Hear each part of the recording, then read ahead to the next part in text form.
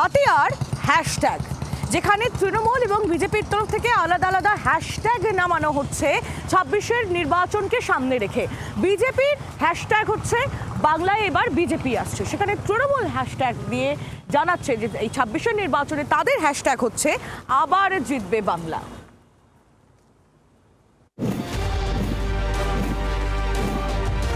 Vote এলেই বাহারি রঙে ছেয়ে যায় পাড়ার দেওয়াল, রাস্তার মোড়ে মোড়ে উঁকি মারে পোস্টার, ব্যানার, ফেস্টুন। মিছিল থেকে শোনা যায় নেতাদের গর্জন। ভোট প্রচারের এই চিরাচরিত পদ্ধতিগুলি ছিল, আছে, থাকবেও। কিন্তু স্মার্টফোন, সোশ্যাল মিডিয়ার যুগে ভোট প্রচার আর পোস্টার, ব্যানার, দেওয়াল লিখনে আটকে নেই। মাঠের লড়াই অনেক আগেই পৌঁছে গিয়েছে ডিজিটাল ময়দানে। এই লড়াইয়ের অন্যতম হাতিয়ার হ্যাশট্যাগ।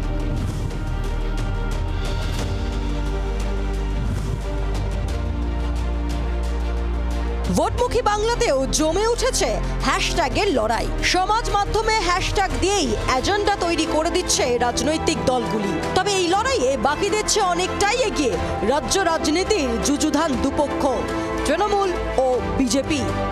গেরুয়া শিবিরের হ্যাশট্যাগ ২৬-এ আসছে বিজেপি। এর পাল্টা তৃণমূলের হ্যাশট্যাগ আবার জিতবে বাংলা। আবার জিতবে বাংলা, এই স্লোগানকে সামনে রেখেই বছরের দ্বিতীয় দিন থেকে কার্যত নির্বাচনী ভোট যুদ্ধে নেমে গেল তৃণমূল কংগ্রেস। বারুইপুরের মাটি থেকে অভিষেক বন্দ্যোপাধ্যায় তার এই কর্মসূচি শুরু করলেন, যা চলবে আগামী ১ মাস। পাশাপাশি অন্যদিকে বিজেপিও কিন্তু তাদের ২৬-এ আসছে বিজেপি এই ট্যাগলাইনকে সামনে রেখে তারাও কিন্তু ইতিমধ্যে বছরের শুরু থেকে কার্যত নির্বাচনী কর্মকাণ্ডে নেমে পড়েছেন। ২৬-এর ভোটে এই হ্যাশট্যাগের লড়াই কতটা তাৎপর্যপূর্ণ, কি বলছেন বিশেষজ্ঞরা? আমাদের মনে রাখতে হবে যে আজকের পৃথিবীতে, বিশেষ করে যে পৃথিবীটা ডোনাল্ড ট্রাম্প কিংবা মোহাম্মদ ইউনুসরা ডমিনেট করেন, ফলে আজকের এই অতি দক্ষিণপন্থী রাজনীতির বারবারন্ত সময় সোশ্যাল মিডিয়া একটা খুব গুরুত্বপূর্ণ বিষয়। যেভাবে বিজেপি এগোচ্ছে, তৃণমূলও তার পাল্টা জবাব দেওয়ার চেষ্টা করছে, বিশেষ করে পশ্চিমবঙ্গের ক্ষেত্রে। দিনের শেষে কার হ্যাশট্যাগ বেশি নজর কাড়বে, কার বার্তা আগে পৌঁছবে নেট নাগরিকদের কাছে?